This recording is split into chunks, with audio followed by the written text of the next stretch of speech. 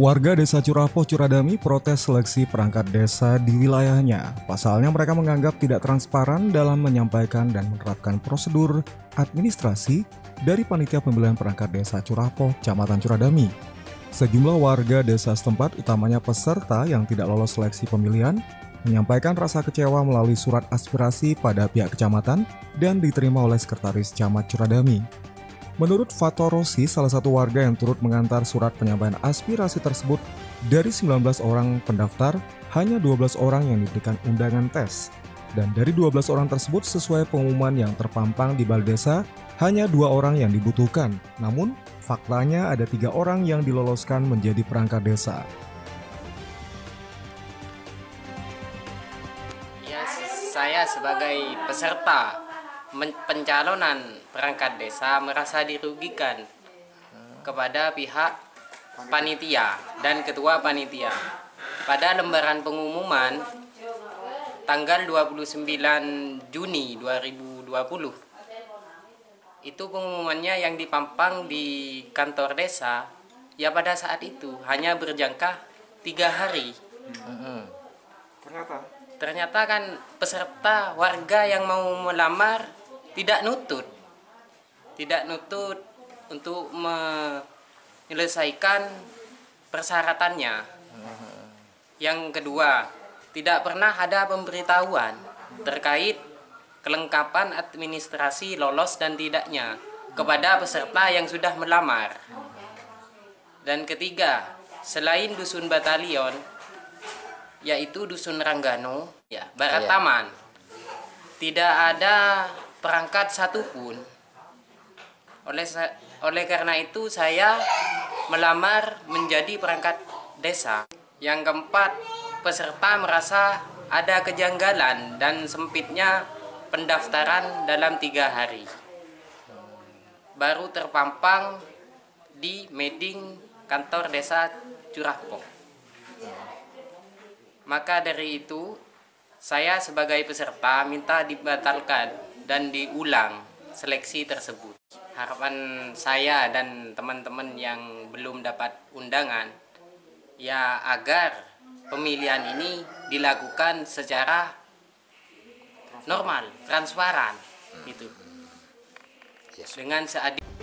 Sementara itu menanggapi kekecewaan warganya, Kepala Desa Curapoh David Wahyudi Esos mengatakan, pihaknya sudah sesuai prosedur dalam menerapkan mekanisme seleksi rekrutmen perangkat desa. Untuk menindaklanjuti keluhan warga Desa Curapoh saat dikonfirmasi via seluler, Sekcam Curadami Yusuf Markos mengaku masih akan menyampaikan beberapa poin penyampaian aspirasi itu kepada camat yang saat ini bertugas di luar kantor kecamatan. Di Desa Curapoh ini ada kekosongan 2 perangkat desa. 1 kaur umum dan yang kedua itu kasun batalion. Kasun batalion itu kasun yang memang menangani khusus administrasi di asrama 514. Itu pengumuman selesai, ternyata di desa kami itu ada perangkat yang mengundurkan diri. Otomatis waktu itu kita juga koordinasi dengan pihak kecamatan terkait masalah kekosongan itu. Dan kalau ada yang bilang tidak transparan, saya rasa enggak, Mas. Buktinya pendaftarnya ada 19 orang kok. Iya. Dan itu banyak 19 orang itu. Yang dibutuhkan dari 2 itu kan banyak. Kalau menyikapi tuntutan warga tadi, Pak, agar dilakukan seleksi ulang, gimana Pak menyikapinya? Saya rasa tidak bisa untuk yang seperti itu, karena kita sudah tahapan-tahapannya. Karena begini, Mas. Pertama itu, untuk tahapannya itu, pertama kita pengumuman ya, terus pendaftaran kan ya. Habis itu pendaftaran checklist biasa kan, checklist itu. Setelah itu masih diseleksi kan, administrasi. Nah, seleksi administrasi itu dari 19 orang, itu tinggal 12 orang. Dan di situ jelas kok ditulis di papan pengumuman, salah satunya kan yang dibutuhkan kaur umum dan kasun batalion. Ijazah harus berlegalisir, begitu. Akte fotokopi KTP kan ya. Di situ jelas. Rata-rata banyak ada salah satu yang tidak lolos itu kebanyakan itu ijazahnya tidak dilegalisir. Untuk tahapan selanjutnya kita pihak desa, saya selaku ketua panitia itu mengajukan permohonan kepada kecamatan terkait masalah itu dan dipastikan untuk kelengkapannya seperti dari awal tentunya, seperti persyaratan dan lain sebagainya itu kan dari awal semua. Artinya dari tahapan seleksi administrasi sampai kemarin itu, yaitu kita ajukan itu dengan nilai yang kemarin itu kita terbuka kok kemarin itu di mana, di aula UPTD. Saya memang butuh perangkat desa yang memang betul-betul bekerja karena kita sekarang tuntutan zaman, Mas. Kita di era yang seperti ini setidaknya meskipun mereka itu saya tidak ngurus itu mau S1 mau S berapa, tapi dia tidak bisa komputer dan lain sebagainya, mau melayani masyarakat bagaimana, kan begitu. Yang saya butuhkan seperti itu karena kemarin saya sempat kecewa terus terang di pendataan DTKS kita terkait masalah COVID ini.